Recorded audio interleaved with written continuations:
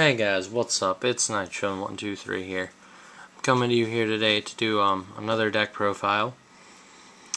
This time it is on Frog Monarchs in the new format. And before I get started, I want to go ahead and say that a couple people have been saying some things about my meta video that I did a little bit ago.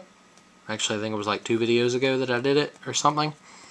But a lot of people were saying that Frog Monarchs are dead. They're not dead. In theory, it works a lot better because, I mean, you can get away with running one trap in this entire format, and then you can still blow stuff up and get everything working.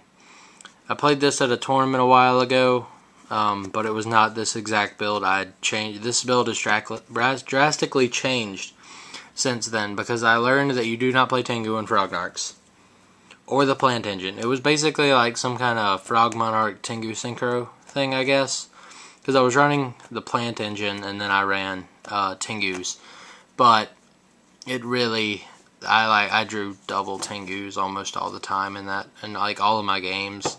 It was just so dead. So I took it out and I made this this version of Frog Monarchs. It's more pure than what my deck was.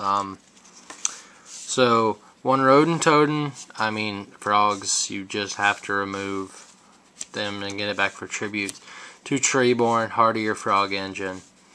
I'm running 2 dupe frogs. Reason why is because people are going to conserve their hands more, so I can just let this guy sit on my field. He creates a lock, and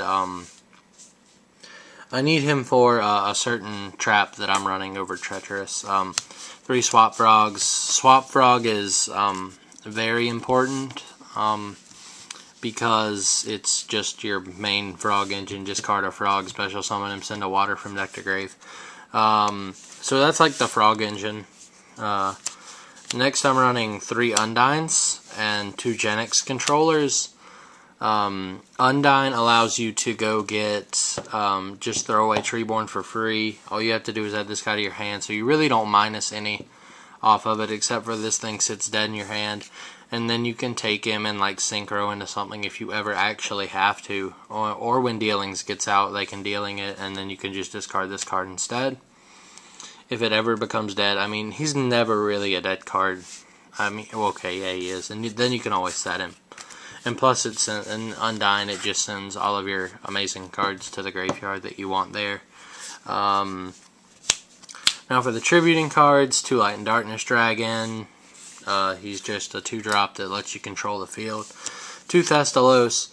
The reason why I'm playing Thestalos, people are clogging, people are running a lot of cards that they are keeping in their hands, higher monster counts, all that kind of stuff that will basically sit down and let you say, I can drop Thestalos instead of Mobius, because there's going to be no back row almost this format, so I really don't, the only thing I really have to fear is Warning and Judgment.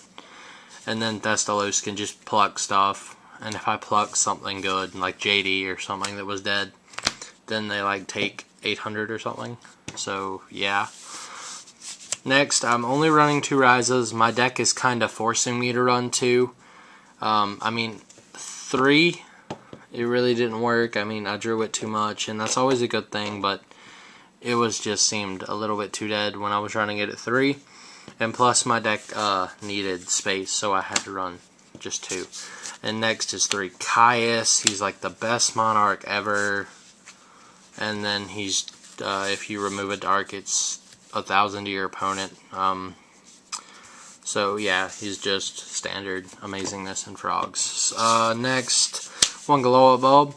I mean, seeming how like the deck is basically used to saying, I'm going to like special summon a 1-star during my standby phase.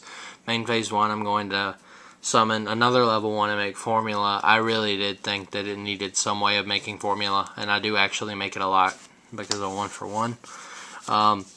1 Gores, it's a battle-ish card because, you know, it just gores, and then he's tribute fodder or whatever you need him to be, a beater. 3 Faders, so you can tribute, they're good for tribute fodder, and then they're just battle faders, so they just let your opponent sit there and just weep because they just faded when you because I faded when they attacked for game.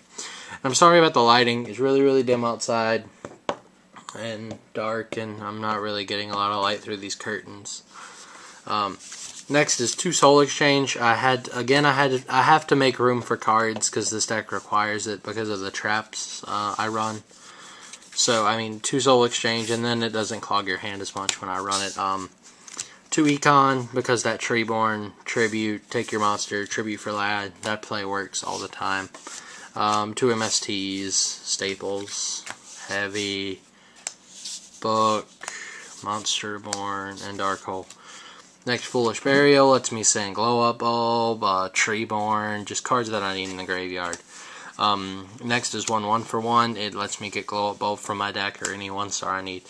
Next is 2 Spiritual Water Arts. This is the reason why I'm running so many waters in the deck, and including Dupe Frog, is because with that big hand, I can set this turn 1, summon like Treeborn or something, and then like as soon as they start, I can flip my water art, and then they are just gonna sit there and take it because I get to look at their hand and discard something. I mean, and it's not discard, it's send to the graveyard, so it's not going to affect Dark Worlds in any way because they do not get a special summon. So it's really going to be good because, I mean, it's basically a trap dust shoot that you can use over and over again. You can use it twice. Next, here's my extra deck. 1 Gotcha Katetsu, and the reason why I'm running this is because you run Swap Frog and you run Rodent Totem. They both work to make this guy, and it just lets you have defense. 1 Leviair. I don't even think I'm running any level 3s. Oh yeah, I'm running Undyne and Genix Controller. But when you remove stuff, you may want to get it back, or if it gets removed. 1 Chimera Tech, you know, Scrap Dragon. 1 Formula, because it's limited. 1 Cataster. 1 Librarian. 1 Brio. 1 Gaianite. 1 Black Rose. Ancient Fairy, Stardust, Scrap Dragon, Trishula, and Shooting Star. This actually comes out a lot. Alright guys, yeah, so that's my Frog Monarch deck for the September 2011 format. Give me comments and all that stuff, guys. So, yeah, I think I'm done. So remember to comment, rate, subscribe to the team, to my team channel, Sesame Street Swag District, and thanks for watching, guys. Bye.